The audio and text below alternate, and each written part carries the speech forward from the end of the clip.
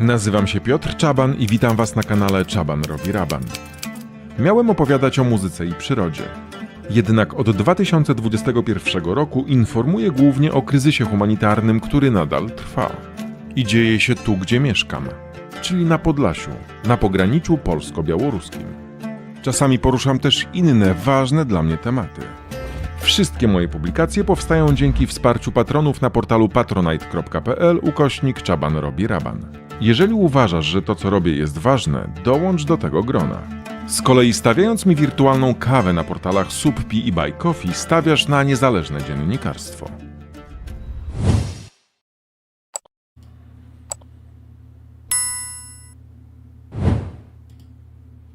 Witam wszystkich widzów i słuchaczy kanału Czaban robi raban. Skąd spadło Auschwitz? To pytanie zadamy dzisiaj w rocznicę 80.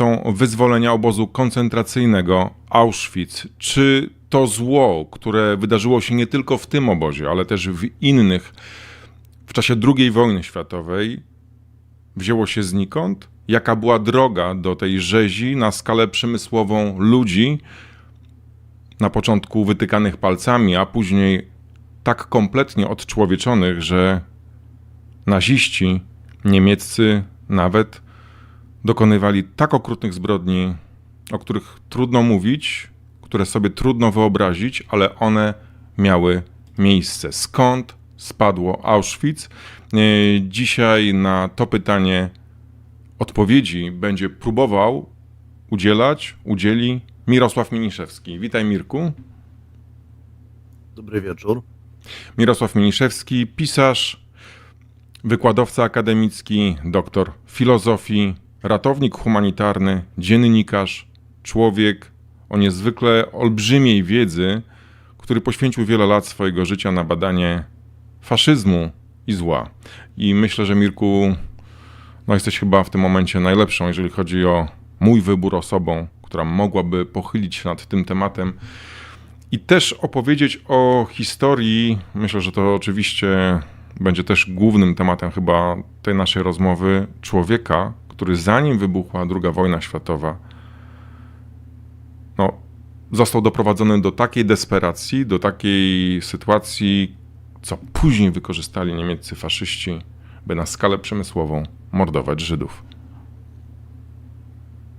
Tak, mówisz o Herschelu Grünspanie. Tak, to jest taka historia, której nie nauczają nas w szkołach, tego się nie dowiemy z lekcji historii w szkole, ani w liceum, może na studiach, ale jest to wiedza, która jest, z jednej strony jest to wiedza powszechna, bo jest dostępna wszędzie, w internecie, można znaleźć na ten temat informacje, ale większość ludzi nie wie o tym. Ja ostatnio zamieściłem wykład na swojej stronie na temat Herschela Grünspana i wiele osób mówiło, że pierwszy raz o tym słyszy. I to całkiem wykształceni ludzie, więc to nie jest tak, że są to ludzie, którzy nie mają żadnych kompetencji. Jeżeli mogę, Mirku, na moment przerwać, jeżeli chodzi o sprawy techniczne. Chyba masz nałożony dość mocno kompresor, który powoduje, że ten dźwięk czasami twój jest przytknięty. Moment, jeżeli możesz go wyłączyć, nasi widzowie i słuchacze będą mieli lepsze rozeznanie. Teraz jest lepiej? Trochę lepiej. Teraz słychać lepiej? Więcej powietrza, mniej tego pompowania takiego związanego z kompresją. Już wszystko wyłączyłem, już nie ma nic włączonego u mnie. Okej, dobrze. Możemy kontynuować. Skąd Tak? Będzie dobrze? spadło Auschwitz? Słuchaj, w ogóle ja się czuję bezradny, ponieważ to jest tak głęboki temat, tak rozległy, że ja nawet nie wiem, od czego zacząć. I ja rzeczywiście poświęciłem sporo lat swoich studiów nad tematyką zła, bo Holokaust był złem, tak? W takim najbardziej jaskrawym wydaniu w historii. Ja się chciałem temu złu przyjrzeć w jakiejś takiej większej rozciągłości. Owocem tego jest książka tutaj, którą napisałem. Nie, czekaj. Mi to znika. O, teraz. Architektura zła. zła, wyjątkowość Holokaustu jako problem filozoficzny. No i ja sobie w czasie tych studiów poszerzyłem perspektywę i to okazuje się, że to nie jest tak, że to się wydarzyło po prostu znikąd. To był efekt całych wieków przygotowania naszej zachodniej cywilizacji do właśnie przemysłowego mordowania ludzi, którzy byli ludźmi zbędnymi. No bo to o to chodziło, tak? O to, że część ludzi była potraktowana jako zbędna, jako zagrożenie i postanowiono tych ludzi w przemysłowy sposób usunąć. Ale jak to się Nie stało, wiem, że poza akurat tym, żaden Żydzi stali się tym celem? Ponieważ Żydzi byli od początku istnienia tej Europy po upadku Cesarstwa Rzymskiego jedynymi obcymi, ponieważ po pacyfikacji Palestyny przez Rzymian w 70 roku Żydzi się rozpierzchli z Palestyny na cały świat. Między innymi mieszkali w Europie. I takie pierwsze prześladowania Żydów miały miejsce. Kot. Też tutaj słucha. Pierwsze prześladowania Żydów miały miejsce w Hiszpanii i co ciekawe, po tym, jak została ona wyzwolona przez chrześcijan z muzułmanów, ponieważ w Hiszpanii rządzili muzułmanie i w czasach, kiedy islam panował w Hiszpanii, Żydzi byli bezpieczni. Dopiero kiedy przyszli chrześcijanie, zaczęło się mordowanie Żydów. To jest początek średniowiecza. No i tak przez całe średniowiecze, nowożytność, aż do czasów, które znamy z lat 30. przed wojną, Żydzi byli przepędzani, przeganiani, nienawidzeni, mordowani, bo byli po prostu imigrantami. I są lata 30. Po 1000 lat dalej byli traktowani jako nielegalni imigranci. I są lata 30. W Polsce mieszka bardzo wielu Żydów, też na terenach, na terenach, w których my przebywamy, żyjemy. W Krynkach, tak nieodległych od nas, mówi się, że przed wojną 70% mieszkańców to byli Żydzi. Jeszcze wojny nie ma. Hitler dochodzi do władzy w Niemczech i już zaczyna się tworzyć taką jakąś gęstą atmosferę, i Żydzi chociażby też w Polsce wydaje się, że odczuwali to, co może nastąpić, bo też wyjeżdżali, uciekali z Polski do Niemiec. Tak, ja powiem, jaka była paradoksalna sytuacja, dlatego że po I wojnie światowej antysemityzm narastał w całej Europie i robiono badania. Szkoła frankfurcka przed wojną, socjologowie z Instytutu Badań Socjologicznych, zwane Szkołą Frankfurcką, przeprowadzili takie badania ankietowe, gdzie Żydzi się czują najbardziej zagrożeni w Europie, jeśli chodzi o semityzm. I w wszystkich ankietach wskazywali 3 kraje: Rosja, Francja i Polska.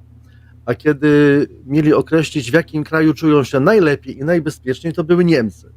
A Niemcy miały najlepsze prawo asymilacyjne, najlepsze prawo, które pozwalało uzyskać tam obywatelstwo, osiedlić się po prostu i żyć, tak? I większość tych Żydów była w Niemczech, była zasymilowana, to znaczy, że ubierali się jak Europejczycy, wykonywali prace europejskie, byli kompletnie nieodróżnialni od Niemców. W Polsce było trochę inaczej, bo Żydzi, ci aszkenazyjscy, którzy zamieszkiwali zwłaszcza wschodnie regiony Polski, odróżniali się swoją kulturą od Polaków, ubiorem, tak, językiem, bo mówili w języku jidysz. W Polsce byli prześladowani, oni zaczęli z Polski uciekać na początku XX wieku, osiedlali się w Niemczech. I kiedy Hitler doszedł do władzy, tam się nagle okazało, że Żydzi są w Niemczech kompletnie nienawidzeni i niechciani. I cała wina za za upadek Niemiec po I wojnie światowej, za problemy gospodarcze, za inflację, która wiadomo była wynikiem globalnych zjawisk. Wszystko to zostało zrzucone cała wina została zrzucona na Żydów i wtedy oni mieli możliwość tylko wyjechać z Niemiec. Tak wtedy jeszcze Niemcy pozwalali Żydom wyjeżdżać. Kiedy Hitler doszedł do władzy, to było już tak, że mogli tylko wyjechać bez majątku, czyli musieli wszystko, co posiadają, musieli zostawić, musieli oddać państwu, mogli tylko jakieś tam drobne rzeczy zabrać na podróż i mogli wyjechać. Czyli była taka sytuacja, że że Żydzi uciekali też z Polski do Niemiec, a później po dojściu Hitlera do władzy, po zrzuceniu tej całej odpowiedzialności, może znaczącej na Żydów w Niemczech, zaczęli wracać do Polski. I też chcieli wracać do Polski. Polska. Skąd ja w ogóle, nawet zadając ci pytania, sięgam po wiedzę? Skąd ja mam tę wiedzę? Bo ja przeczytałem twoje metakomunikaty, wykład właśnie dotyczący tego tematu i tam wspominasz o tych ustawach norymberskich, ale też opisujesz to, co zrobiła Polska w tym czasie, która wcale nie była chętna na przyjmowanie Żydów. Zdajesz sobie, Piotrek, z tego sprawę, że po tym, co teraz powiemy, to będziemy otrzymywali groźby, będziemy znienawidzeni i to, co teraz powiemy, będzie uznane za atak na Polskę. Natomiast ja korzystam wyłącznie ze źródeł historycznych. To nie jest coś, co ja sobie wymyślam, tylko taka jest prawda. Ale to jest właśnie historia, o której sam nigdy nie czytałem w podręcznikach, nigdzie w szkole, czy w liceum, czy nawet na studiach. Wykładowcy, nauczyciele historii o tych zdarzeniach, o których za moment szczegółowo zapewne opowiesz, mi nie opowiadali, ani moim rówieśnikom. Więc po przeczytaniu twoich metakomunikatów byłem w szoku. Zanim przejdę do mówienia, to każdy może zajrzeć na moją stronę pod tytułem metakomunikaty.pl. Tam jest wykład o Herschelu Grynszpanie. Można go sobie ściągnąć w postaci pliku PDF albo EPUB i sobie można przeczytać. Można też przeczytać go bezpośrednio na stronie. Pod tym tekstem jest bibliografia, czyli są wszystkie źródła, z których korzystałem, pisząc ten wykład, i to jest coś, co można sobie zweryfikować samodzielnie. Ja tutaj nie muszę tego nawet komentować, żeby jakby ukazać, że to się wydarzyło. Tak. To teraz zrobiliśmy taką pauzę, troszeczkę była dygresja. Zaraz do Grynszpan. Dobrze wymawiam nazwisko? Grynszpan. Herschel Grynszpan. Grynszpan. Za moment do tego młodego człowieka przejdziemy, ale dokończmy jeszcze omawianie tego tła, czyli ustawy norymberskie, które dzielą prawa w Niemczech na prawa... Pozbawiają Żydów podmiotowości prawnej, odbierają im obywatelstwo, odbierają im prawo własności, odbierają im prawo łączenia się w pary z Niemcami, czyli rozmnażania się z Niemcami, odbierają im praktycznie wszystko, czyli na mocy ustaw norymberskich można ich pozbawić wszystkich tytułów naukowych, zawodowych, rzemieślniczych, można ich wywłaszczyć, można im zabrać przedsiębiorstwa, można im zabrać mieszkania. Oni stają się de facto osobami bez podmiotowości prawnej na terenie Niemiec. I to powoduje, że chcą wrócić do Polski, ale Polska przygotowuje się na ten najazd migrantów i przygotowuje własne ustawy i przygotowuje własne ustawy, własne prawo, które odbiera Żydom, którzy przez 5 lat nie mieszkali w Polsce, jeżeli dobrze pamiętam, polskie obywatelstwo. Tak.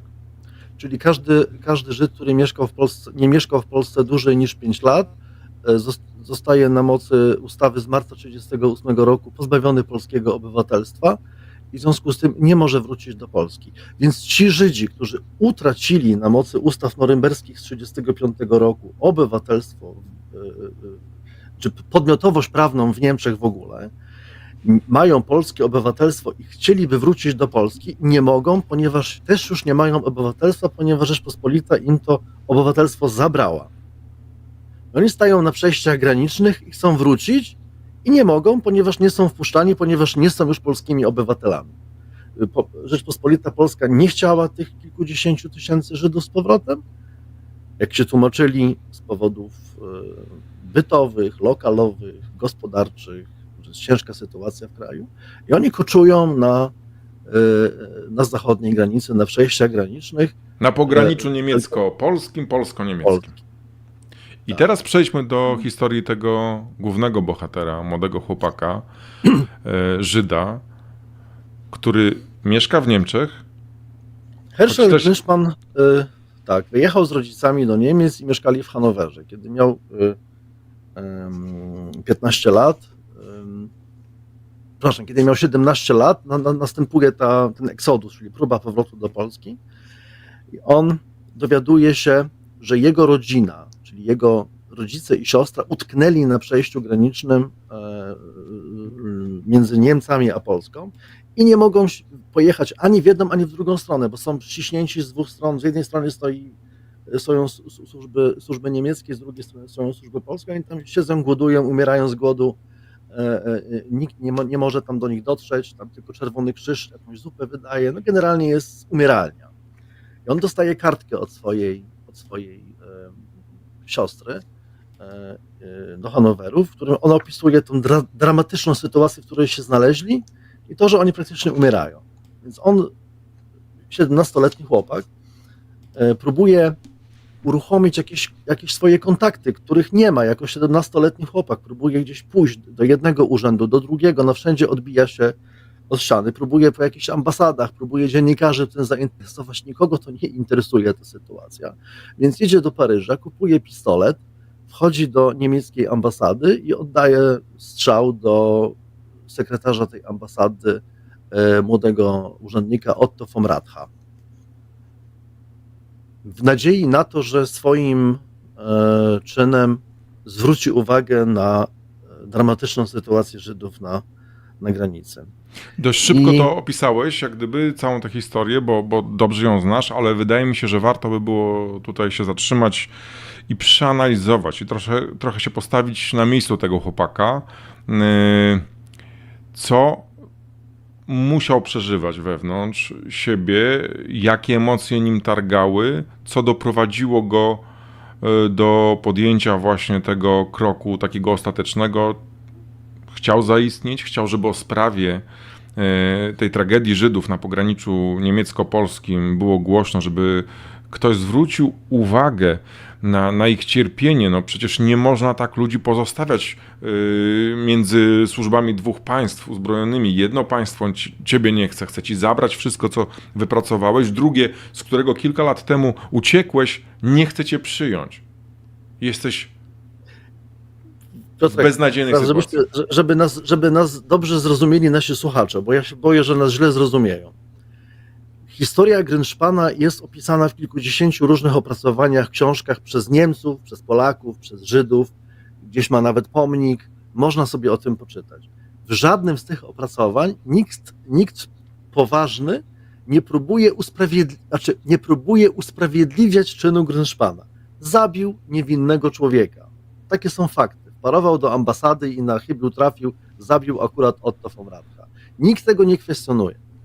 Natomiast podchodząc do tej sytuacji w taki sposób dialektyczny, czyli jakby próbując zrozumieć tę sytuację, wyobraźmy sobie 17-latka, który właśnie wie, że traci całą rodzinę, że oni umrą, że wszystko to, co stanowiło jego życie, stanowiło sens jego życia, rodzina, która dla Żydów jest wszystkim. Żyd bez rodziny nie istnieje. To my dzisiaj istniejemy jako single i jesteśmy tresowani do życia w samotności. Ludy semickie, tacy jak właśnie Arabowie czy Żydzi, oni nie istnieją bez rodziny. To rodzina nadaje sens ich istnieniu. On dowiaduje się, że oni umierają i już nigdy więcej ich nie zobaczy.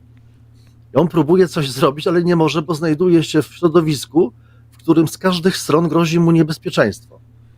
Nie może wyjść na ulicę, nie może jeździć autobusem. No wygląda jak Żyd, jest młodym Żydem.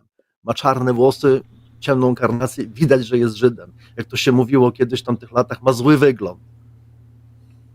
Bywali Żydzi rudzi, bywali jaśniejsi, którzy mogli się schować w tłumie. On nie mógł.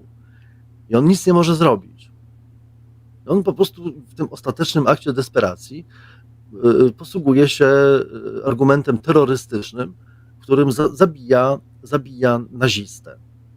No, to już byli wtedy naziści jawnie, tak, w tamtym czasie wszyscy ci dyplomaci, wszyscy urzędnicy niemieccy byli nazistami, musieli należeć do partii narodowo-socjalistycznej. Młody chłopak, I w efekcie tego- zdesperowany, zabija tego niemieckiego wydarzenia- dyplomatę i co się dzieje dalej?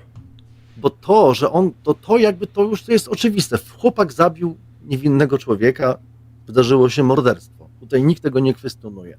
Natomiast to, co dzieje się na drugi dzień po tym morderstwie, to jest uruchomienie całej machiny. Cała Europa jest oburzona tym, co Grynszpan zrobił, w wyniku czego w całej Europie, a głównie w Niemczech, rozpoczynają się masowe prześladowania Żydów. Między innymi ma miejsce tak zwana Noc Kryształowa, zorganizowana właśnie tuż w listopadzie, 7 listopada był zamach, kilka dni później zaczyna się Noc Kryształowa, którą Hermann Göring organizuje. Następuje masowe niszczenie żydowskiego mienia, palenie synagog, zabijanie ludzi na ulicach, to jest rzeź. Zniszczenia są potworne. Za te zniszczenia oskarżeni są w Niemczech Żydzi, którzy zostają obłożeni obowiązkiem pokrycia szkód, których dokonali Niemcy na mieniu żydowskim. Tak? I cała Europa cała faszystowska Europa, a wtedy jakby, jeżeli sobie policzymy kraje w Europie, które nie były faszystowskie, to w Europie faszystowska nie była Wielka Brytania i Szwecja, i Norwegia, Dania. Poza tym cała Europa praktycznie, no może w mniejszym stopniu Belgia, Norwegia, ale cała Europa Wschodnia, Włochy, Hiszpania, Portugalia, Francja nie, ale Francja potem była faszystowska, tak? W tym znaczeniu, że połowa Francji przystąpiła do sojuszu Vichy, ale też antysemityzm we Francji był tak potworny, że Żydzi przed wojną bardziej bali się Francji niż Niemiec.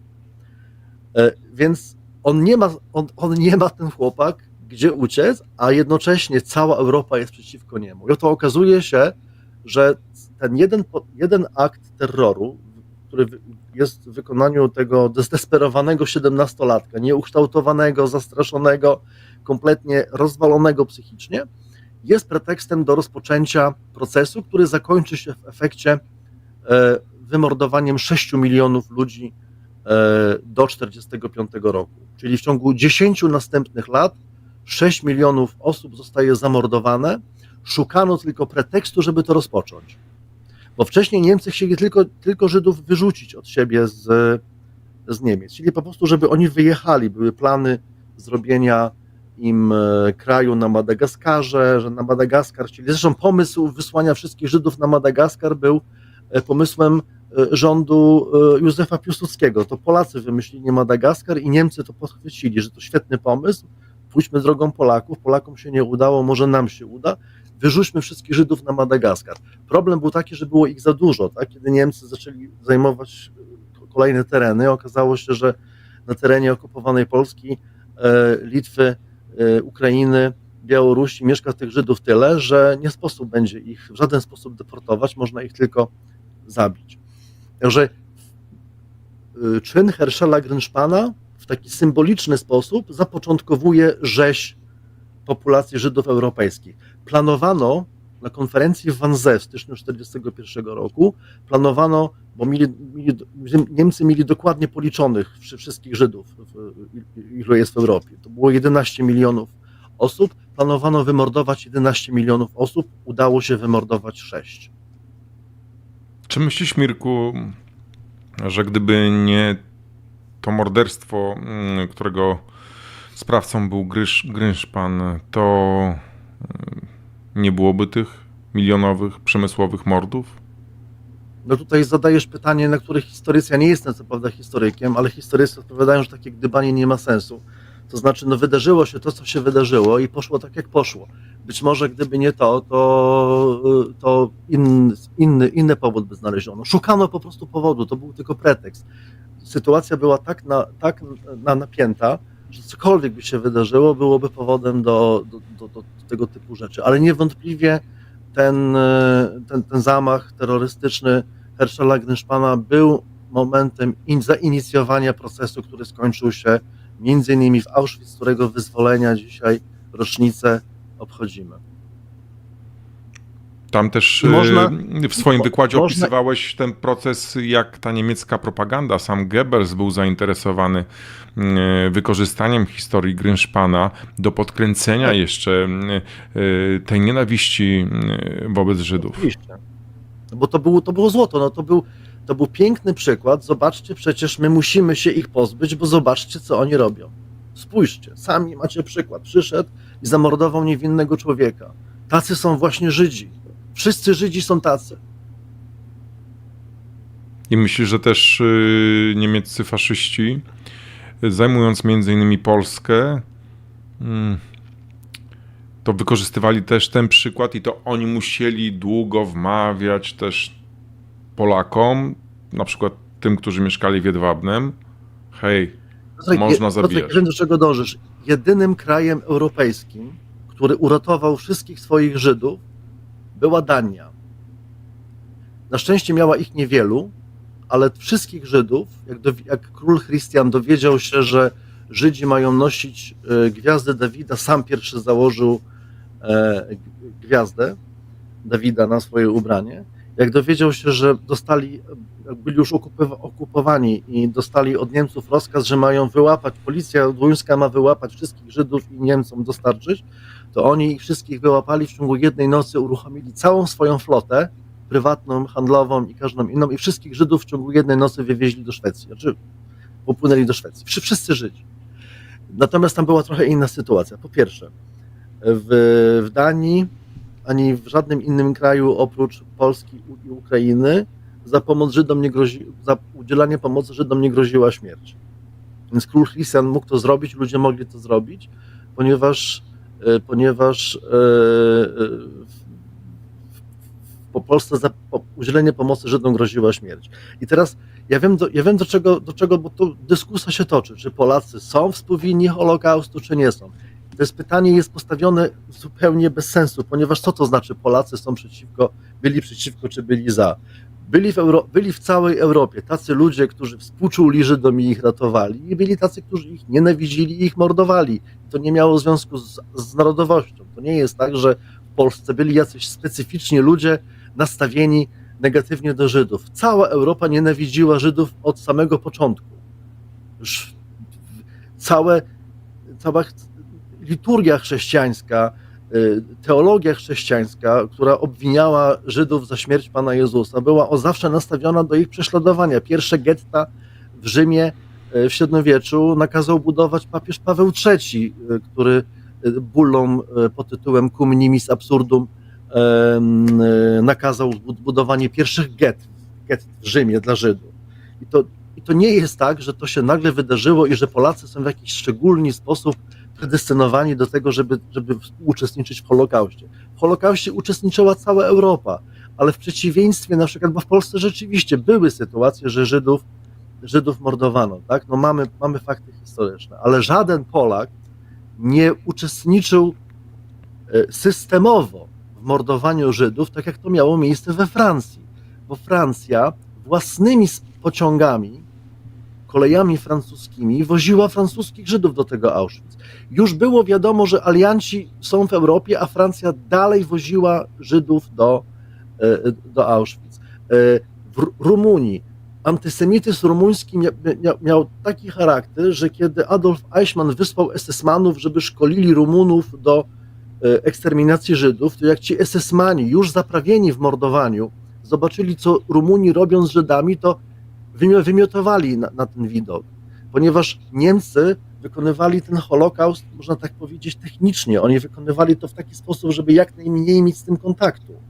Oni nie chcieli tego patrzeć, bo oni uważali, że to jest konieczność dziejowa i to jest kwestia estetyczna, że nie należy się znęcać nad tymi ludźmi, jak najszybciej się ich pozbyć i koniec.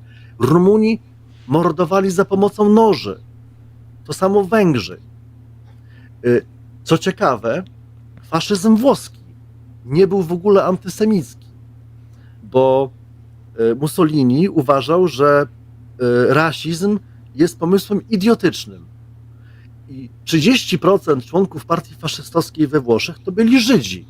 I dopóki Hitler go nie zmusił de facto, wtedy kiedy już Włochy były tak słabe, że Niemcy mogły tam dyktować swoje warunki, to dopiero wtedy zmusił Mussoliniego do wydawania swoich Żydów Gestapo. Ale dopóki tego nie było, to Mussolini uważał, że Żydzi są okej. Więc z faszyzmu wprost nie wynika antysemityzm. Tak? To jakby sobie powiedzmy od razu. Franco, generał Franco w Hiszpanii też specjalnie nie brał udziału w tym mordowaniu Żydów, bo on w ogóle się wyłączył z całej wojny i przez całą wojnę, pomimo że był tam rząd faszystowski, był neutralny. Jeszcze jedna rzecz. Na przykład, pomimo tego, że zagłada Żydów miała miejsce w Polsce, na terenie Polski z tej okupowanej, tak, czyli na terenie generalnego gubernatorstwa i Rzeszy, żeby znowuż nie powiedzieć, że ja mówię polskie obozy, tak? Nie, to nie o to chodzi. To trzeba pamiętać, że żaden Polak nigdy nie brał udziału, nigdy nie współpracował z Niemcami w mordowaniu Żydów. Natomiast trzeba to powiedzieć i to dzisiaj znowuż następnie będą na mnie wściekli, bo fakty są takie, że personel pomocniczy, strażnicy w obozach koncentracyjnych składali się głównie z Ukraińców. Natomiast transporty kolejowe były pilnowane przez Litwinów. Mirku, to jeżeli Polacy... Personel niemiecki stanowił mniejszość. To jeżeli Więc to Polacy nie jest nie tak, że Polacy są w jakiś specjalny sposób winni mordowania Żydów. To w jaki sposób wytłumaczyć, to skoro nie współpracowali, to co sami inicjowali takie mordy, jakie miały miejsce chociażby w Jedwabnem. Ja przypominam taką też historię, którą usłyszałem od pewnej bardzo wiekowej pani z Sokółki, która opowiedziała mi o tym, jak była świadkiem, jak w centrum Sokółki na rynku Polacy, i wymieniała ich z nazwiska, zatłukli pałami z sąsiada, Żyda, zrobili z niego, jak sama mówiła, kotlet mielony. Mówiła ta pani to do mnie w obecności swojej już też starszej, już babci, córki, znaczy jej córka już była też wiekowa. Ja powiadomiłem o tej sprawie IPN. IPN przeprowadził prokuratorskie śledztwo i potwierdził, że rzeczywiście do takiego mordu doszło. Jak sądzisz, Mirku, to nie była współpraca, to był po prostu wolny wybór, pomysł Polaków, sąsiadów, że tak możemy zatłuc Żyda? Piotrek, dobrze wiesz, że byli tacy sąsiedzi, którzy Żydów mordowali i byli tacy sąsiedzi, którzy Żydów ratowali i największa liczba osób tzw. sprawiedliwych wśród narodów świata wywodzi się z Polaków. Najwięcej tych drzewek jest zasadzone w Polakach. Zmasowaną pomoc Żydom był zaangażowany na przykład Kościół katolicki, który wydawał tysiące fałszywych świadectw chrztu. Mirku, ja absolutnie tego nie neguję. Absolutnie tego nie neguję, tylko że ja powiem tak szczerze w ogóle... Bo ja nie chcę, żeby nasi widzowie, bo ja wiem, do czego ty dążysz. Ja chcę zniuansować sytuację. Ja wiem, Mirku, i czuję, że chcesz zniuansować, a ja chcę powiedzieć, Mirku powiedzieć...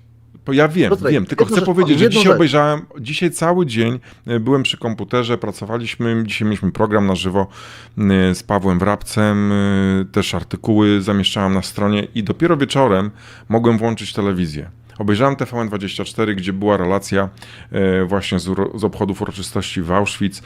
Były dyskusje z gośćmi w studiu nawiązujące do przeszłości, ale też analizujące to, co się wydarzyło w Auschwitz w kontekście tego, co teraz mamy. I tam padały pytania, czy Niemcy się już nauczyli, czy Niemcy poczuwają się, skoro tam te AfD dobiera się do władzy, czy Rosjanie, jak gdyby to, co robią w Ukrainie, czy oni się nauczyli, czy oni pamiętają o tym? Pytanie jak najbardziej zasadne. Mirku, tylko poczekaj, tylko daj mi skończyć. Chcę tylko powiedzieć. Pytanie jak najbardziej zasadne o to, jaką lekcję z II wojny światowej, z tego przemysłowego mordowania Żydów wyciągnęły inne państwa. Ale ja nie słyszałem ani jednego zdania, ani jednego pytania z refleksją, czego my się nauczyliśmy, co my zrobiliśmy tym Żydom w czasie II wojny światowej i czy my, patrząc na te lekcje tego Auschwitz, widzimy, co nasze państwo, kolejny rząd robi na pograniczu polsko-białoruskim. I ja, Mirku, do tego dlatego robimy ten program, dlatego o to pytam, bo to sam zresztą, Mirku, To ty naprowadziłeś przypominaniem tej historii Grynszpana na to, co się dzieje tutaj na pograniczu, bo mamy identyczną sytuację. Mamy pogranicze z zrzuconymi ludźmi z państw, gdzie jest wojna. Oni są innego koloru, czasami innego wyznania. Wiemy, co się o tych ludziach mówi. Wiemy, że jeden agresywny czyn, nawet zakończony śmiercią polskiego żołnierza, do czego doprowadził w polskim prawie, pozwolono na strzelanie nawet poza procedurami, same wyrzucanie ludzi do lasu, o czym w kółko powtarzamy, to prawo tymczasowe do zawieszenia azylu. Słuchanie z mównicy sejmowej wiceministra Macieja Duszczyka, który mówi o tym, że nie wprowadzimy stanu wyjątkowego tylko dlatego, bo to zawieszenie prawa do azylu wtedy mogłoby obowiązywać Polaków, a my zawieszamy tylko prawa migrantów, nie Polaków. Polacy nie będą tym prawem objęci, tylko migranci. Ale dlaczego Duszczyk mówi o tym, czy ja potrzebuję azylu w Polsce? Nie wiem, tak powiedział. Chodzi Piotrek, mi o to, że mamy analogię. Piotrek, Czy będziemy mieli drugi Auschwitz? Nie ma dnia, żebym o tym wszystkim nie myślał. Jestem tutaj dalej, mieszkam tutaj, patrzę, obserwuję, co się dzieje na świecie i każdego dnia o tym myślę i łeb mam taki. To powiem tak, ja w ogóle porzucam myślenie w kategoriach plemiennych. To znaczy, jak patrzymy na historię, to widzimy, że świat jest dokładnie podzielony. Są ludzie dobrzy i są ludzie źli. Tak się składa, że historia pokazuje, że jeżeli mamy do czynienia z władzą, to ta władza prawie zawsze jest zła. Ja nie wiem, czy można wskazać jakąś jedną dobrą władzę w historii. Władza jest cyniczna, a im bardziej demokratyczna, tym bardziej cyniczna. A pamiętajmy, że Hitler doszedł do władzy nie w wyniku rewolucji, tylko od demokratycznych wyborów i to wygranych kilkukrotnie. Ludzi pociąga spójna, twarda polityka w czasach kryzysu, kiedy się sami czegoś boją.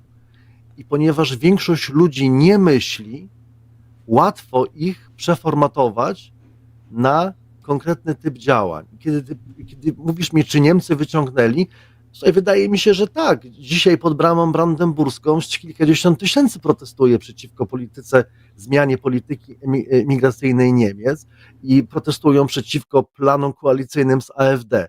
Tam w Niemczech mają znacznie większą pamięć tego, co oni narobili i nigdy się tego nie wypierają. Elity niemieckie nie mają możliwości wypierania się pamięci Holokaustu, bo na każdym kroku oni tą pamięć podkreślają. Tam wszędzie są muzea, oni sami udostępniają materiały, nie mówią, że myśmy tego nie zrobili, albo że była racja historyczna. Nie, oni to przyjęli. Francja tego nie zrobiła, Ukraina tego nie zrobiła, Rumunia, Węgry, nikt tego nie zrobił, Niemcy to zrobili. Natomiast jeżeli pytasz mnie o to, czy to się wydarzy, ja uważam, że tak. Ja uważam, że idziemy w powtórkę z historii i mamy teraz pomarańczowego człowieka za oceanem, który zainicjował kolejny raz w historii nagonkę na obcych.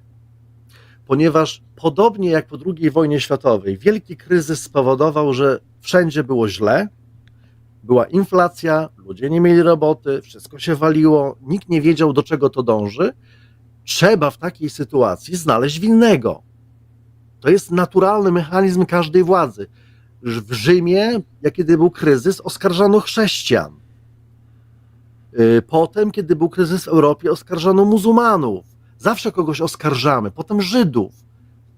Żydzi też w końcu zaczęli oskarżać Palestyńczyków, tak? Czy Arabów za kryzys. To jest tak, że zawsze szukamy winnego, nigdy w sobie samym. To są mechanizmy historyczne, obrzydliwe, straszliwe mechanizmy historyczne związane z władzą, która zawsze jest zła. I mamy teraz pomarańczowego człowieka, który uruchomił proces i wszyscy mu, przepraszam, że to powiem wprost, cały świat włazi mu w dupę i próbuje teraz mu się przypodobać, bo wiedzą, że ten facet dysponuje wszystkim. Ma wszystko. I będą grali tak, jak on im pokaże, ponieważ każdy, jak to się mówi, każdy skrzeczy o swoje rzeczy. I teraz w sytuacji, w której cała potęga gospodarcza Stanów Zjednoczonych zbudowana jest na sile imigrantów. Jak to pięknie powiedziała w tym kazaniu inauguracyjnym prezydenturę Trumpa pani biskup Marian Budde, myją nasze naczynia, sprzątają nasze domy i piorą nasze gacie, a wy dostrzegacie tylko tych kilku, którzy są przestępcami. Tak? Tak samo jak dzisiaj dowiedziałem się, że jakiś facet zamordował sanitariusza, pijak. Zamordował sanitariusza i ranił drugiego. Ten sanitariusz zmarł. I ta informacja jakoś tam się przetoczyła rano przez Onet, przez WP, to wszyscy Nie, no było dość głośno, dość głośno o tym. Ale było głośno przez 3 godziny. Wieczorem już teraz nie ma tej informacji. Wyobraźmy sobie, że ten facet, ten pijany, jest Syryjczykiem. Albo Ukraińcem. Tak. Ukraińcem jeszcze to wiesz, Ukraińcy zresztą jakoś tam. Wyobraźmy sobie, że jest w ogóle, że jest czarny, że jest, nie wiem, że jest z Kongo. No to mielibyśmy Grynszpana drugiego. No mieliśmy przedsmak, jeżeli był sfotografowany czarnoskóry mężczyzna, który siedział okrakiem w jeziorze. To było nie wiadomo skąd to zdjęcie, które chodziło po całej Polsce i służyło dehumanizowaniu, szczuciu na obcych, czy jak był czarnoskóry mężczyzna nagrany skaczący po aucie. Ludzie nie są w stanie zrozumieć jednej rzeczy, że w populacji pojeby, mordercy, psychicznie chorzy, naćpani wariaci rozkładają się mniej więcej porówno.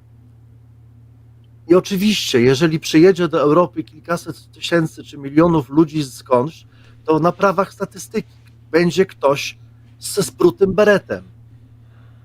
Ale takich mamy własnych. Trynkiewiczów, gwałcicieli, pedofilów, morderców. Była też informacja o tym, że w Anglii 70-iloletni mężczyzna z Polski miał zgwałcić jakąś kobietę. Ale my, Mirku, żyjemy w... No ale to ale jest biały, więc to nie jest problemem. I nikt nigdy nie kwestionuje tego, że imigranci stwarzają problemy, bo oni stwarzają problemy, ponieważ nikt nie stworzył tutaj warunków, ponieważ myślano, że oni będą zawsze chcieli prać brudne gacie i sprzątać nasze kible i zmywać po nas naczynia. I nagle, kiedy mają pewne aspiracje, okazuje się, że mają problem, bo ani Francja, ani Niemcy nie potrafiły zintegrować tych ludzi. Ale Mirku, wyobrażasz sobie, że w tych latach 30. takie same rozmowy, jaką my teraz prowadzimy, mogli prowadzić, nie wiem, jacyś niemieccy dziennikarze, aktywiści na temat Dokładnie Żydów? prowadzili takie same rozmowy. O co wam chodzi z tymi Żydami? Większość tych ludzi pracuje, większość tych ludzi ma kancelarię, adwokację, firmy, nie wiem, zajmują się jubilerstwem albo rzemiosłem, tak jak w Polsce Żydzi zajmowali się, nie wiem, różnymi ostrzeniem noży, nie wiem, no mieli swoje kramy, biznesy, handel, lichwę, żyli. Ci Żydzi nie chodzili i nie mordowali nikogo. Czasami się zdarzyło, że ktoś wyszedł i komuś zrobił na złość. Tak nie widzę, żeby przedstawiciele polskiej władzy płakali po tych, którzy umarli na pograniczu. Tutaj Mariola Szwarc przypomina wypowiedź wicemarszałka Sejmu, który nazwał ludzi tutaj na pograniczu bydłem. Były watachy, agresywni migranci w kółko, to przetaczało się przez media w kółko, ukrywając też niewygodne fakty z tego, co tych ludzi tutaj spotykało. Nie wszystkie media regularnie informowały, transmitowały, pokazywały zdjęcia z pogrzebów tych, którzy tutaj umarli. I my tutaj rozmawiamy, prowadzimy tę rozmowę w przeddzień procesu 5 Polaków, 5 osób, którzy chcąc ratować życie ludzi zamkniętych w tych lasach przygranicznych, zostali posądzeni o udział w przemycie. I jutro będą siedzieli na ławie oskarżonych ludzie, którzy wydawałoby się w normalnych warunkach powinni dostać kwiaty, medale, uścisk ręki prezydenta, poklepanie po plecach. W takiej żyjemy rzeczywistości, gdzie ściga się ludzi za niesienie pomocy, za to, że próbowali zapobiec wyrzuceniu kogoś do lasu na drugą stronę w ręce białoruskich oprawców, co mogło się skończyć, czasami się kończyło śmiercią.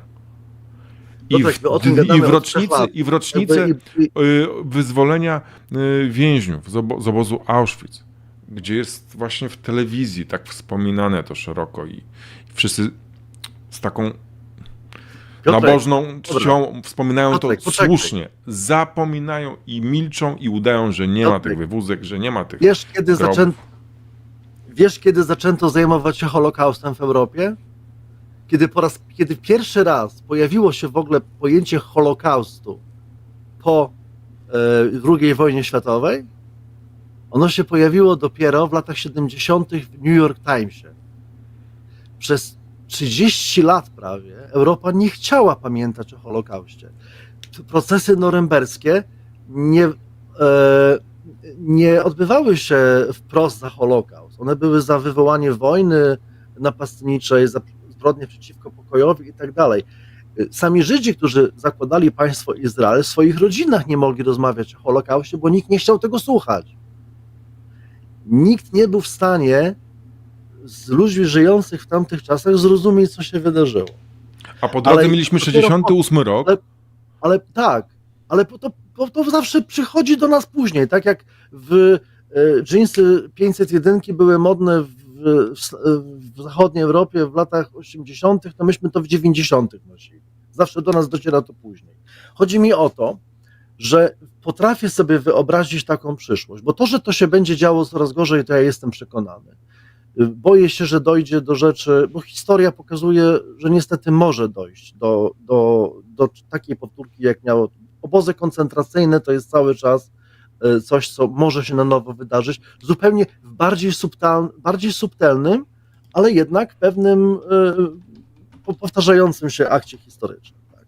Natomiast jestem przekonany, że za 30-40 lat, jeżeli przetrwamy, jeżeli wojna totalna nie rozbije tego całego naszego systemu, to takich ludzi będzie się wyciągało z mieszkań przed sądy i paru z nich tam się skaże. Tak? I za 30 lat ktoś, jakiś student wyciągnie słowa pana wicemarszałka i mu przypomni o bydłu i przypomni mu, kto pierwszy użył słowa bydło w odniesieniu do ludzi innych. A to był niejaki Kurz, bohater Jądra Ciemności, Józefa Konrada, polskiego pisarza, który napisał tą piękną antykolonialną powieść, na podstawie której potem w luźnym nawiązaniu Francis Ford Coppola nakręcił Czas Apokalipsy. To Kurz mówi w rozmowie, używa frazy exterminate all the brutes, wytępić całe to bydło. Bydłem, biały człowiek ma tendencję nazywania bydłem wszystkiego, co ma inny kolor skóry.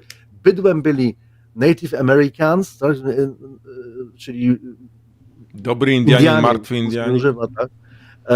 Byli czarnoskórzy Afrykańczycy przez wieki, Azjaci byli z kolei małpami, tak? To były małpy, Japończycy, Chińczycy to byli małpy. Biały człowiek nienawidzi wszystkiego, co ma inny kolor skóry. Ale to, żeby była też sprawiedliwość, Arabowie też są rasistami, na przykład Arabowie nienawidzą czarnych. Południowoazjatyccy mieszkańcy Tajlandii, Kambodży czy Birmy nienawidzą brązowych i nienawidzą czarnych. To jest człowiek z jakiegoś powodu nienawidzi drugiego człowieka, tylko na tym. No tak samo jak patrzymy zawsze na wschód. Ci, którzy mieszkają na wschodzie, są jak gdyby zawsze niżej usytuowani od tych, którzy mieszkają na zachodzie. Jak my patrzymy przez lata na Białorusinów, w tamtą stronę, jak Niemcy patrzyli na nas, więc to się powtarza. Tutaj, na szczęście, jest jakaś nadzieja, bo nawet tutaj w komentarzach widzę, że Renata Bartkowiak przypomina, że ponad 100 000 Niemców wyszło na ulicę w obronie migrantów i praw człowieka. Rzeczywiście zajrzałem do doniesień prasowych niemieckiej telewizji i tam informują o takich marszach, w których bierze udział nawet kilkadziesiąt tysięcy osób i to są marsze, demonstracje przeciwko właśnie AfD. Przypominamy też całkiem niedawno, w ubiegłym roku, po głośnym morderstwie dzieci, bodajże nożownik zamordował. Też były rozruchy, też palono, gdzieś atakowano te hotele, w których mieszkali migranci, ale zwykli Brytyjczycy, w ogóle jakieś nawet starsze panie wychodziły na ulicę i mówiły, że nie pozwolą, żeby taki rasizm się rozplenił, żeby wszystkich wrzucić Bo do ludzie jednego pamiętają worka. II wojnę światową. Bo oni znają mnóstwo powieści, wiedzą do czego to prowadzi. Tylko ja bym chciał powiedzieć jeszcze jedno, bo tu widzę komentarze i od niektórych komentarzy mi się po prostu odbyt zaczyna mnie swędzić po prostu, bo powiem szczerze, żeby nie powiedzieć czegoś gorszego. Ludzie, czy wy się dobrze czujecie? O czym wy piszecie? Że Żydzi mieli w Polsce banki, fabryki? Jakie to ma kurwa znaczenie? Co oni mieli? Nikt nie mówi o tym, że Żydzi są jakimś świętym, cudownym narodem, który należy kochać. Nikt nie mówił o tym, że ludzie z Afryki wszyscy są, że mamy nagle być, nie wiem, że nagle to są, urastają do rangi jakiejś świętości. My mówimy o ludziach, takich samych jak my, którzy są tak samo pojebani, tak samo, jedni mają banki, a inni mają 30 zł w kieszeni. Czy to jest powód do tego, żeby mordować drugiego człowieka, bo ma banki, bo ma lepiej? Ludzie, o czym wy mówicie? Podajecie tutaj jakieś przykłady z historii. My mówimy o mordowaniu 6 milionów ludzi tylko za to, że istnieli. Nie ma takiej winy, za którą morduje się bez żadnego powodu 6 milionów osób. Bo nawet kara śmierci, jeżeli w jakimś kraju obowiązuje, musi być poprzedzona procesem sądowym. My mówimy o ludziach. To jest bez znaczenia. Żydzi nie są święci, dobrze o tym wiemy, co oni teraz robią w Palestynie. Także z jednej strony niektórzy mówią, jak ty Mieniszewski sobie to w tym łbie układasz, zobacz, co Żydzi robią teraz. No tak, tu napisałem jedną książkę o tym, co Niemcy robili Żydom, ale mogę napisać drugą taką samą, co Żydzi robią Palestyńczykom. To jest bez znaczenia. Ja mówię o człowieku, mnie nie interesuje, czy on ma bank, czy nie ma banku, czy mieszka tu, czy mieszka tam, czy jest czarny, różowy, czy pomarańczowy. Nawet Donald Trump nie zasługuje na to, żeby go eksterminować i żeby go nienawidzieć. Po prostu nie możemy tego robić. Zrozumcie to wreszcie. Ile można pieprzyć od lat, wieków, powtarzać ciągle to samo. Jak macie jakiekolwiek wątpliwości, większość ludzi to są chrześcijanie. Weźcie, kurwa, przeczytajcie tę Ewangelię wreszcie do końca. Weźcie to, macie książkę, przeczytajcie, tam jest wszystko napisane. Jeżeli ktoś po tym twoim takim spuentowaniu tej całej rozmowy w taki sposób sugestywny nie zmieni się na lepsze, to już nic nie pomoże. Nic nie pomoże. Ale Jezus mówił, ich serca są zatwardziałe, dlatego będą cierpieć karę. I zobaczycie, Pan Bóg, wasz własny Pan Bóg, pierdolnie na was taką karę, że się nie podniesiecie. Bo to nie jest mój Pan Bóg, to jest wasz Pan Bóg i to jest wasza książka Ewangelia. I według niej będziecie sądzeni, a nie według moich kanonów. Bo ja jestem tylko prostym chłopakiem ze wsi, po zawodówce, tam zrobiłem doktorat po kolei, ale można, to co ja mówię, można mieć w dupie, ale weźcie sobie, poczytajcie swoich własnych, założycieli swoich własnych religii i wtedy jakby możemy dalej rozmawiać o bankach i o tym, kto ma banki, kto nie ma banków i tak dalej. O, Mirku, ale zobacz, ktoś tutaj, Ala pisze, brawo. No bo ile można po prostu, no ja pamiętam w latach, byłem dzieckiem, te napisy nigdy więcej i to wspominanie i jeżdżą do tego Auschwitz i chodzą i oglądają te stosy tych bucików, tych włosów, tych okularów. I ponieważ to się wydarzyło lat temu 80, to możemy nad tym zapłakać. Ja pierdolę, przyjedźcie tutaj i zobaczcie buciki, plecaki i inne barachło porozrzucane po tym lesie, po ludziach, którzy żyją teraz. Za 30 lat dzieci nasze będą się wstydzić tego, co się dzieje dzisiaj w Europie. Bo to się w końcu skończy, ten pierdolec. Bo to teraz faszyści mają do powiedzenia, ponieważ ludzie chcą żreć, chcą cukru, więc jest kryzys. I wtedy faszyści dochodzą do władzy. Ale potem przychodzi następne pokolenie, które potem będzie siedział taki człowieku, który skrzywdził drugiego człowieka za to, że miał inny kolor skóry i będziesz miał lat 90 i przyjdą do ciebie, zapukają do ciebie do domu, cię zabiorą przed sąd i pójdziesz na ostatnie lata życia siedzieć, bo tak to się kończy. Dzisiaj jesteśmy tacy dumni z tego, że chronimy Polskę, że damy radę. Tylko, że nie pamiętajmy o tym, że chroniąc, nie można jednocześnie stać się kanalią. My mamy usprawiedliwienie do bycia kanaliami. Powtarzam to od 3 lat. Po prostu mi już morda boli od tych słów. Nikt nie romantyzuje i nikt nie przedstawia imigrantów jako cudu, który na nas spłynął i wielkiego błogosławieństwa. Jest to straszliwy problem, który wynika z tego, że rozpierdoliliśmy planetę na kawałki i po prostu ludzie uciekają, tak jak przez całą historię uciekali z tych miejsc, gdzie dzieje się źle. Nikt z tych ludzi tutaj nie wita z otwartymi rękoma, bo wiadomo, że człowiek wyrwany ze swojej kultury, wyrwany z kontekstu społecznego, stwarza problemy, ponieważ nie ma mechanizmów kontroli nad nim. Tak jak z tym Grynszpanem. Normalny 17-letni chłopak nie bierze pistoletu i nie zabija bez powodu drugiego człowieka. Ale ponieważ był całkowicie sam, wyobraźcie sobie siebie w wieku 17 lat w obcym państwie, dowiadujecie się, że cała wasza rodzina za chwilę umrze i nie możecie nic z tym zrobić.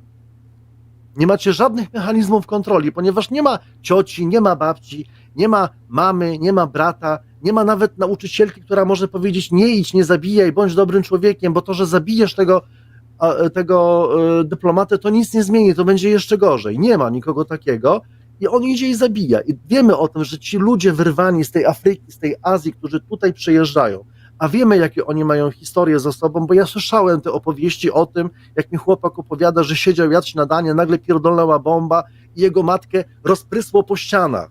Razem z ojcem i braćmi on jeden przeżył. Drugi chłopak mówi, że jego matkę na jego oczach strzelili z karabinu w głowę i mózg opryskał. Wyobraźcie sobie psychikę takiego człowieka, że on przyjeżdża do Europy, on będzie stwarzał problemy. Ale czy to jest powód do tego, żeby do niego strzelać? Żeby go nienawidzieć? Tak, człowiek jest zagrożeniem, każdy jeden. W Polsce żyje cała masa ludzi, którzy są zagrożeniem. Nikt z powodu rozrób na stadionach nie bombarduje stadionów.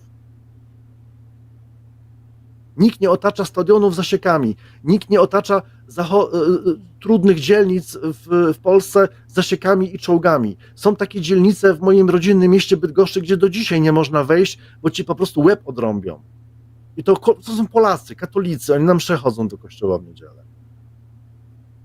Problemów się nie rozwiązuje poprzez eksterminację. I stopień demoralizacji, bo tu nawet nie chodzi o to, stopień demoralizacji, jaki cały świat dzisiaj pokazuje, a to idzie od pomarańczowego człowieka, pokazuje, że to jest uzasadnione, że obcy człowiek jest z natury zagrożeniem. Ja wychodzę z innego założenia, w ogóle drugi człowiek jest zagrożeniem, każdy jeden. 90% morderstw odbywa się w domach. Ludzie niepotrzebnie zakluczają zamki, jak wchodzą do domu, bo większość mordów odbywa się przy rodzinnym stole. Tak, człowiek jest zagrożeniem. Natomiast my, biały człowiek, cywilizacja chrześcijańska, nie zrobiliśmy jednej podstawowej rzeczy. Nie przeczytaliśmy do końca Ewangelii. Ja teraz wracam do Ewangelii jako ateista i czytam te słowa i się zastanawiam, jak to kurwa możliwe zbudować cywilizację chrześcijańską, która robi takie rzeczy. Weźcie mnie to wytłumaczcie. Bo jeśli wy naprawdę wierzycie w Boga, wierzycie w jakiegoś Chrystusa, to ja nie wiem, co z wami będzie po śmierci. Czy wy naprawdę wierzycie to, że wy postępujecie dobrze, że wy przeczytaliście tą książkę do końca? Ja się zgadzam z diagnozami, że żyjemy w trudnym czasie, że pierdolnie wszystko. I nie robimy nic, żeby nie pierdolnęło, tylko podsycamy to, bo robimy kolejny raz ten sam błąd. Myślimy, że jak się obwarujemy jako twierdza, to się uratujemy. Nigdy jeszcze w historii to się nikomu nie udało. Że jedyne, co w historii powodowało pokój, to były otwarte granice, handel i jeszcze raz handel. I to nie handel korporacyjny, że monopole wyżynają innych, tylko tym, że ludzie po prostu się spotykali i handlowali. To w takich miejscach handlowych, otwartych, jak Aleksandria, jak Ateny, jak Milet, W Milecie narodziła się filozofia. Jak Wenecja, spójrzmy na historię naszą, gdzie tworzyła się cywilizacja. Nie tworzyła się w miejscach homogenicznych, tylko w tych miejscach, gdzie się świat krzyżował. Morze Śródziemne, Bliski Wschód, zobaczcie te szlaki handlowe. Nowy Jork, to były faktorie handlowe, tam ludzie przyjeżdżali z całego świata, to były otwarte miejsca, gdzie mówiono pierdyliardem języków i każdy miał inny kolor skóry. To tam się budował pokój i tam się budowała cywilizacja, a nie tam, gdzie ludzie mieli jeden kolor skóry. Hongkong, Makao, Singapur, spójrzcie na te miejsca. Spójrzcie, które regiony Indii są najbogatsze i gdzie w Indiach jest najlepiej. Na zachodnim wybrzeżu, gdzie były faktorie portugalskie, gdzie prowadzono handel. Mirek, Wszyscy, którzy się zamykali, w końcu tego żałowali. To nie jest problem problem nie polega na tym, że ludzie chcą jeździć po świecie. Problem polega na tym, że zaczęliśmy tak handlować, że towar stał się, towar może po świecie podróżować swobodnie, a człowiek nie. Towarowi musi towarzyszyć człowiek. I ponieważ ci ludzie nie mogą handlować, to mają problemy, bo nie mają kasy. A nie mogą handlować, a pamiętajmy o tym, i to jest coś, co powiedziało mi wielu ludzi z Bliskiego Wschodu. Cała afera na Bliskim Wschodzie wyłącznie dotyczy ropy. Musi być konflikt na Bliskim Wschodzie, ponieważ jeśli nie będzie konfliktu na Bliskim Wschodzie, cena ropy spadnie poniżej $70 i jej wydobycie będzie nieopłacalne i wtedy firmy naftowe zbankrutują, bo będą musiały przestawić się na nowe technologie energetyczne. I od powojnia, od lat 50., 60., wszystko chodzi o to, żeby cenę ropy ustawić na odpowiednio wysokim poziomie i dlatego rozpierdala się takie kraje jak Iran, jak Irak, jak Libię. To są kraje, które mogą wprowadzić do obrotu zbyt dużo ropy, która spowoduje, że spadnie jej cena.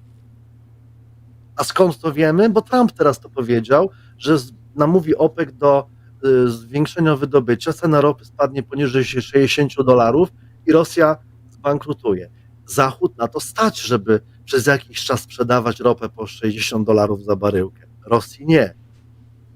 Cały problem polega na tym, że my, a w zasadzie najbogatsi ludzie, tacy ludzie jak Trump, jak Musk, jak cała elita tego świata bogata, nie jest w stanie się nażreć. Będą mieli miliardy i dalej będzie im mało. Na tym polega problem. I mamy odpowiedź. Problem wznika wtedy, kiedy ludzie mogą jeździć po świecie i ze sobą handlować. Kiedy był w Polsce spokój? Kiedy nie było z Rosją problemów? Wtedy, kiedy na polskich straganach, na polskich targowiskach siedzieli Rosjanie i handlowali z nami. A polskie jabłka jechały na wschód. Ale chodzi o ropę.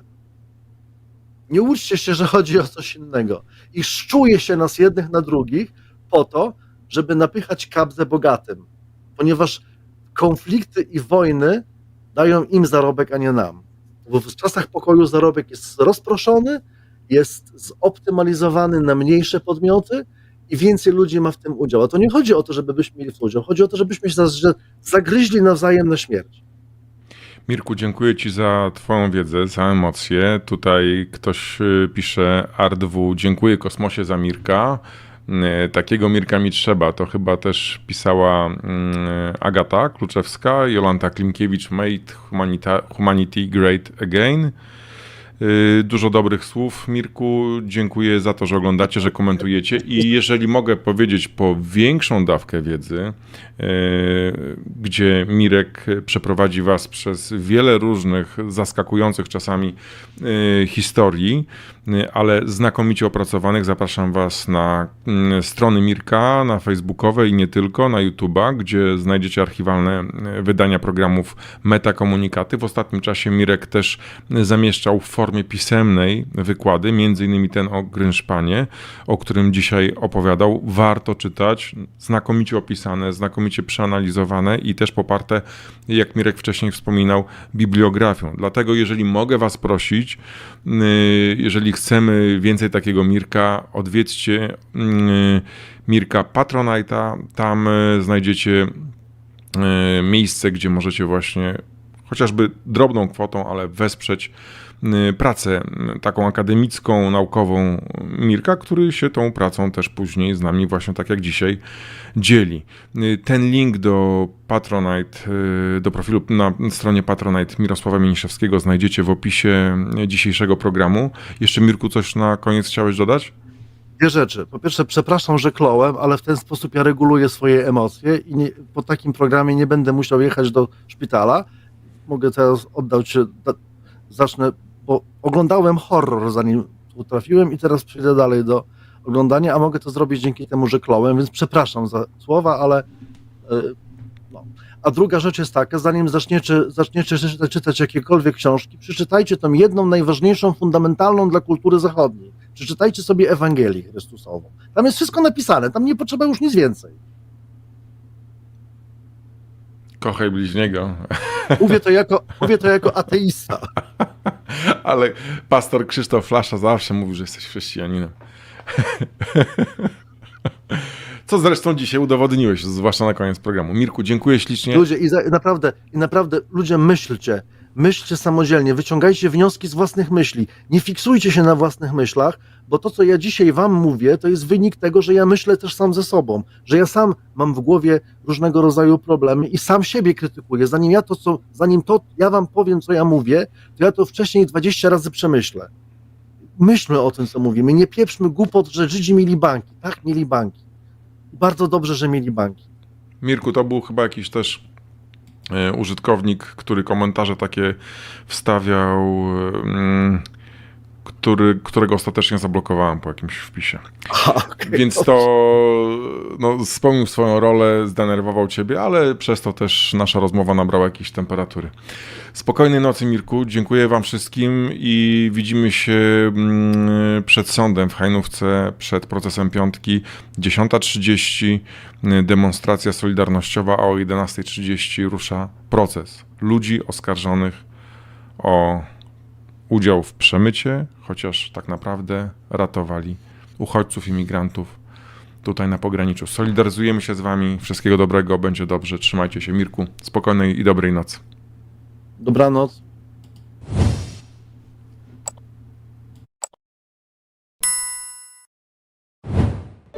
Programy takie jak ten mogę realizować dzięki wsparciu moich patronek i patronów. Dołącz do tego grona na patronite.pl/Czaban robi raban. Ten kanał możesz wspierać na portalach subpi.pl i Buy Coffee. Szczegóły w opisie filmu. Aktualne wiadomości z pogranicza polsko-białoruskiego, reportaże i rozmowy znajdziesz na stronie czabanrobiraban.pl. Powstała dzięki wsparciu programu grantowego Media Lokalne na rzecz Demokracji Journalism Fund Europe. Napisy do materiałów wideo na kanale Czaban robi raban tworzy Fundacja Technologii dla Ludzi. Dziękuję za wsparcie Joannie Klimowicz, Małgorzacie Rycharskiej, Fundacji Wolno Nam i Stowarzyszeniu Ku Dobrej Nadziei. Oprawę muzyczną moich reportaży zapewnia Studio Soho Film i Multimedia z Poznania. Twórca kanału Czaban robi raban, nagrodzony diamentem Patronite i wyróżnieniem Fundacji Polkul. Piotr Czaban, dziennikarz, obywatel roku 2023. Tytuł przyznany przez Towarzystwo Dziennikarskie za odwagę, wytrwałość i bezkompromisowość. Piotr Czaban, laureat Nagrody Fundacji dla Migrantów Dobry Start. Honorowym patronem kanału Czaban robi raban jest Piotr Nagłowski. Emil Hakim al-Sam Marraj. Do grona moich patronów należą Agata Kęsy, Anna Masłowiec, Miłosz Krawiecki, Iza Tarasewicz, Paweł Trzciński, Piotr Matecki, Krzysztof Pajak, Dariusz Szary, Katarzyna Skakki, Stanisław Choeft, Michał Grech, Anna Kulikowska, Adam Szajna, Lesław Kostulski, Krzysztof Nowakowski, Michał Kulka-Kowalczyk, Iga Pękalak, Jerzy Iwaniuk, Irmina Jakoniuk, Urszula Kołodziejczak, Joanna Kompa, Maciej Reputakowski-Madej, Aśka Plata, Kacper Gontar, Anna Machcewicz, Małgorzata Maj, Leleks 200, Małgorzata Grzankowska, Barbara Majewska, Sebastian Iwaniec, Grzegorz Paprzycki, Adam Karpiuk, Zofia Malcher, Zbigniew Sadowski,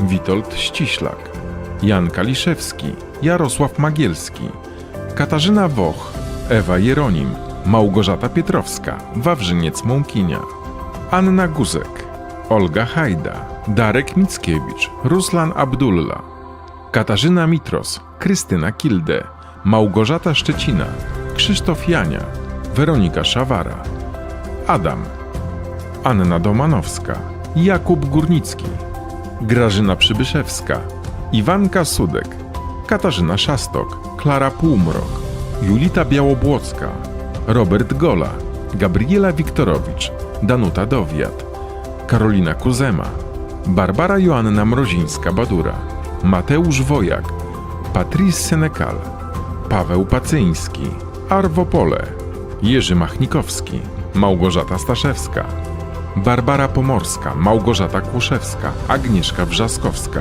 Majka Duczko, Adam Myk, Beata Walatek, Wiesława Grecka, Agnieszka Kurzyńska, Paweł Smater, Janusz Bójko, Urszula Keczma, Anna Langowska, Marek Durski, Anna Dormajer, Beata Sójka, Tomasz Zduński, Andrzej Marszałek, Krzysztof Dziedzic, Maciej Śliwa, Marzena Potepa, Jolanta Tomczak, Lucyna Kielmińska, Jadwiga Jędryjas, Agnieszka Będkowska, Anna Pasikowska, Anita Poddębniak, Antoni Komasa-Lazarkiewicz, Piotr Szyndlarewicz, Bożena Nowak, Marcin Pankał, Ania Pieńkowska, Krzysztof Biniarz, Jolanta Malinowska, Dariusz Dudojć, Krystyna Kozioł, Helena Szlezak, Darek Łankowski, Jacek i Anna Czernuszenko, Ewa Łabus, Wioletta Chrost, Maciej Żurek, Genowefa Nowak, Maria Szyszko, Hanna Kotowska, Jakub Bielikowski, Joanna Tyszczuk, Dorota Lubiewska,